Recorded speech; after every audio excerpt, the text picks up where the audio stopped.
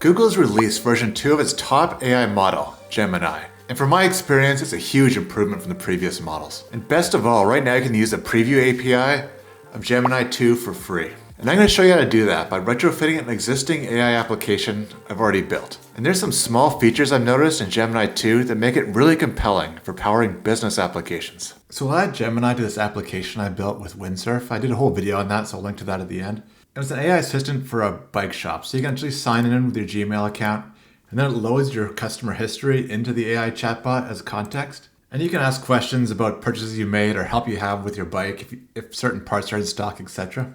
And right now it's powered by Llama, and it works really well. So let's switch to Gemini 2 and let's see how that works. And the way I built this, I used the Next.js backend. So if you look under API, chat, root.ts, this is where you see all the information around connecting to the AI and passing the context. So all you have to do is just copy this whole file, and let's go over to the Google AI Playground. And I'll put a link to this in the description of the video. And once you get in there, you're going to see the model now is default to Gemini 2.0 Flash Experimental. If we click on that, we can see it's in preview right now. And the cost right now is $0 for input and output.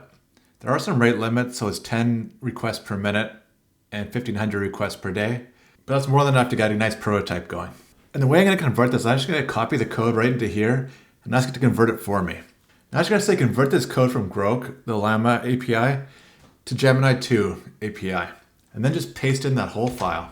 And if I run that, now it's just give me new code back, and it's going to convert everything to the Google generative AI libraries and do all the conversion for me. And it's going to leave my context manipulation and everything the same.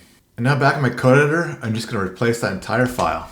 And now it's giving me an error because I don't have the Google generative AI libraries installed yet. But if we look in the section after the code, it tells us how to do that. It gives us the npm command to run, and then tells us how to implement the API key. Once I ran that error just went away. So there's one other thing I did notice though, is that if you look down here at the model, it's actually putting there Gemini Pro, which isn't what we want right now. And there's a good reason for this. It's because the cutoff for this particular model, the Gemini 2, is August of 2024, which is actually quite recent, but it doesn't include obviously the newest Gemini model. And so to get that, just go back into the AI Studio, go to Get Code, and then in there, it gives us the model name we want. This is the free one that we can use, Gemini 2.0 Flash. And then just paste it right where it used to say Gemini Pro. And that's all the changes you gotta make. Now we just gotta add our API key.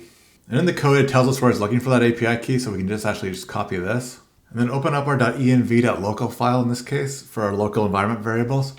And just paste in the Gemini key. And let's head back into the studio again. And now if you just go down to API keys, you can just set up a project and then create a new API key. That actually should be all we have to do. So let's just try running it again and see what happens. Let's log in again and open up the chatbot. Now let's say what size is my wheel. And it comes back again with the correct answer, a 700C. And it gives a nice personalized message this time. So all that's good, but that's a pretty easy question. And it's right in the context of the chat. Now let's say I got a flat. How do I change a flat tire? And the response this time is actually much different than Llama one was. It does take a few more seconds to come back with the answer, so it's a bit slower than using Llama and Groq. But I really like this answer because it gives me a link to a video that's relevant to the question I asked. So it shows me in this video exactly how to fix the tire. And the way it's responding actually makes a lot of sense because Google owns YouTube, so it should really have good understanding of all the videos in the library and how to direct you to the right ones for the right use case. It's also really good for a business because you can load all your content into the context of this chat, for example, and then you could direct you to videos that you've uploaded to YouTube. But other than that, it was actually very seamless to switch these over, as you saw here. Very easy to do, and I find Gemini is right up there now with like ChatGPT, GPT-4, Claude 3.5 Sonnet. It's right up there with the top models, which is a big change from the last version. And that really just scratches the surface of what you can do with Gemini. Since it's multimodal, you can actually use the API now to talk to Gemini, show Gemini your screen, or give it videos for real-time feedback. And they also have these really cool starter apps. You can tune a model, all kinds of things in Gemini 2. And I'm going to be doing videos on it shortly.